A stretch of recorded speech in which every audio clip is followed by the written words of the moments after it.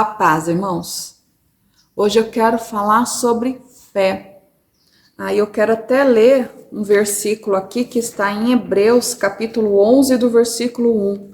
Ora, a fé é o firme fundamento das coisas que se esperam e a prova das coisas que não veem. Então, o que acontece? A gente, às vezes, não está vendo aquilo acontecer, mas pela fé a gente crê que vai acontecer. Igual a respeito de Jesus Cristo, nós temos fé que Jesus Cristo, ele é filho de Deus, ele veio na terra, morreu por nós, para que a gente possa, pela tua graça, ser salvos. Isso é fé, porque eu não vi Jesus Cristo ser crucificado, eu não vi Jesus Cristo andando na terra, mas quando vieram falar para mim de Jesus Cristo, eu tive fé, acreditei. Então isso é no que eu creio, como muitos de vocês crê, mas nós não vimos, né? Lógico que tem pessoas que tiveram sonhos, tem pessoas que tiveram visões, puderam ver, ter esta alegria de ver. Mas a grande maioria não teve esta alegria de poder ter uma visão com Jesus Cristo, ou sonhos. Então foi por ouvir, então teve fé. É a grande maioria nossa desse jeito. Aí o que eu quero falar sobre fé? Às vezes as pessoas estão confundindo um pouco a fé, falando assim coisas absurdas. Por exemplo, eu tenho fé que Deus sempre está cuidando de mim. Então, como Deus está sempre me protegendo, eu posso ir agora para provar para alguém que Deus me protege, pular de um precipício, me estatelar no chão, que eu vou sair levantando, tranquilo, sem nenhum ferimento. Isso não é fé, isso é loucura. Entendeu? Porque até acho que em Provérbios fala que o tolo adianta a sua própria morte. Então a gente tem que ter fé, mas no que Deus disse para nós que nós devemos ter fé. Primeiro porque a gente não tem que ficar provocando a Deus, né? O próprio Jesus Cristo falou nisso quando ele foi lá tentado no deserto. Eu não tenho que estar provando Deus, não posso estar fazendo isso. Isso é até falta de respeito com o Pai. E a fé vem de ouvir, de ler a palavra do Senhor. Aqui está dizendo para nós tudo aquilo que nós devemos acreditar, tudo aquilo que nós devemos buscar. Isso aqui é um manual de vida. Ele nos ensina sobre finanças, sobre família, sobre amor, sobre respeito. Ensina tudo. Então, se a gente sentar e ler, compreender isso aqui, buscar o que o Espírito Santo nos ensine, nós vamos ter um aprendizado para vida toda, vai nos ensinar a viver. Então aqui na própria palavra do Senhor, ele já mostra no que nós devemos ter fé. O que nós devemos ter fé, por exemplo? Que se a gente buscar ser cheio do Espírito Santo, nós vamos ser cheios do Espírito Santo. Se a gente buscar em Deus ter sabedoria, ele vai nos dar sabedoria. Se a gente buscar ser batizado com o Espírito Santo e ter dons do Espírito Santo, nós vamos ter dons do Espírito Santo. E o Espírito Santo dá os dons conforme ele acha melhor para cada um. Então podemos ter dom de cura, dom da fé, dom do discernimento, oração em línguas, interpretação de línguas, profecias.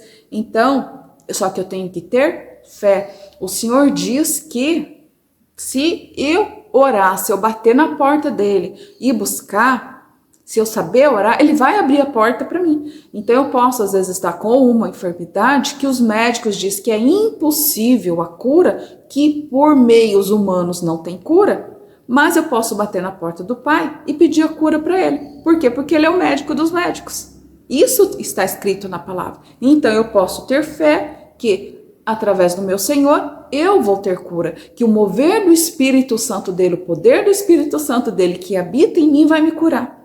Isso é fé. Então, muitas coisas estão na palavra do Senhor, naquilo que eu tenho que ter fé, naquilo que eu tenho que buscar. Mas nós também temos outras promessas que o próprio Deus vai fazer pessoalmente para cada pessoa. Por exemplo, o Espírito Santo pode falar comigo e dizer algo que vai acontecer na minha vida se eu continuar perseverando em tal coisa. Se vai dar certo, se não vai dar certo. Mas isso é entre eu e Deus. Aí a gente tem um exemplo de Abraão. Porque Abraão, se a gente for ler tanto lá, né, em Gênesis, como se a gente for ler aqui em Romanos, está dizendo no versículo, no capítulo 4, versículo 18. o qual em esperança creu contra a esperança que seria feito pai de muitas nações, conforme o que lhe fora dito, assim será a tua descendência. Como é que um homem idoso, sem filho, iria ser pai de nações? Ele creu no impossível, porque ele sabia que quem estava prometendo para ele era Deus. Deus criou todas as coisas. Deus é poderoso para fazer muito mais do que nós imaginamos, do que nós pensamos ou do que nós pedimos. Então aí ele creu. Então isso é fé. Então, ó, lá no versículo 20 a gente ainda vê: e não duvidou da promessa de Deus por incredulidade, mas foi fortificado na fé, dando glória a Deus. Então, se Deus faz uma promessa pessoal, uma promessa para mim, eu tenho que crer. Por quê? Porque Ele é poderoso para fazer.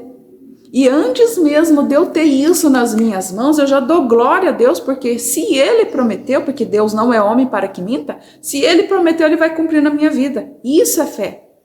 Agora, fé não é eu ficar banalizando, inventando historinha e me jogar naquilo que vem da minha cabeça, na loucura da minha cabeça, e querer que aquilo ocorra. Impor a Deus que isso ocorra. Isso é diferente. Então tem muita gente que está querendo impor as coisas a Deus. Quem somos nós para impor alguma coisa a Deus? Ele já nos deixou um manual, já nos deixou toda a orientação aqui no que nós podemos pedir, no que é bom, o que é ruim. Ele já nos explicou aqui. Deus pede, assim, nosso Deus pede para a gente ter audácia na presença dele, ter coragem na presença dele. Por quê? Porque nós somos filhos dele. Mas isso não significa não ter respeito com Deus. Porque eu acredito que seja uma falta de respeito eu ficar determinando que Deus vai fazer isso, determinar que Deus vai fazer aquilo. Quem sou eu para determinar alguma coisa? Eu não sou nada. Né? Nós somos pó, nós viemos da terra e a terra vamos retornar. Então, eu preciso ter coragem e audácia para chegar no Pai e ter fé que Ele vai me atender naquilo que Ele me prometeu, não nas ilusões da minha mente. E eu preciso buscar ser cada vez mais cheia do Espírito Santo, mais sensível do Espírito Santo, para que eu possa ouvir as outras promessas que Deus vai fazer para mim, promessas particulares. Óbvio que muitas vezes essas promessas não chegam apenas com o Espírito Santo nos dizendo. Às vezes você tem até um sonho na tua vida, algo que você idealiza, algo que você quer muito, que não vai afetar a tua convivência com Deus, né? Que você não vai colocar acima de Deus, aí você pede para Deus. Aí vem um profeta e fala exatamente aquela oração para você. Aquilo que você orou, aquilo que você pediu para o Senhor, uma pessoa desconhecida do nada fala, ó, assim diz o Senhor, você orou isso, isso, isso, e Deus disse que vai te conceder. Aí sim eu posso ter fé. Eu cheguei humildemente, mas com coragem, com audácia, eu pedi algo para Deus. Se Deus quiser me dar, ótimo. Mas se Deus não quiser dar, Ele continua sendo Deus. Então há situações e situações. Uma coisa, Deus não me prometeu nada, mas eu vou dizer que Ele vai me dar? Eu peço e já agradeço a Ele, confiante que Ele pode me dar, mas se Ele não quiser dar, não dá. Mas eu não posso ordenar nada a Deus, eu não posso impor nada a Deus, eu posso pedir. E quando eu pedir algo diferente e Ele vir confirmar para mim que Ele vai me dar, gente, eu tenho que dar glória a Deus, porque se Ele me prometeu, eu vou ter. Então não é assim é difícil de saber o que eu posso crer e o que eu não posso crer. O nosso problema é manter a nossa fé, porque muitas vezes Deus nos faz uma promessa, né? Às vezes o Espírito Santo te diz algo que vai ocorrer na tua vida. Por exemplo, uma pessoa que tem um ministério, às vezes o Espírito Santo fala que teu ministério é isso, isso, isso. Você olha para você, isso é impossível. Aos olhos humanos, é impossível. Tá, aí você fica assim, será que foi coisa da minha cabeça? Ou será que foi realmente Deus que falou isso para mim? Aí depois vem um profeta e fala tudo aquilo para você. Aí você já teve uma confirmação. Eu falei, nossa, então não é loucura da minha cabeça. É lógico que eu posso falar, ai Senhor, se é o Senhor mesmo que está falando, tem como o Senhor confirmar de novo? Aí vem um outro profeta e fala. Então confirmou. Aí o Espírito Santo fala de novo para você. Está mais do que confirmado.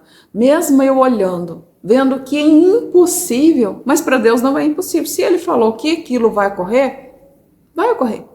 Só que eu não preciso saber os meios que o Senhor vai fazer aquilo acontecer. Basta confiar nele. É difícil? É, porque nós somos fracos, nossa mente é limitada. Mas isso é a fé. É confiar no que o Senhor falou. Não eu ficar fazendo ilusões absurdas por aí e achar que vai ocorrer porque é minha vontade.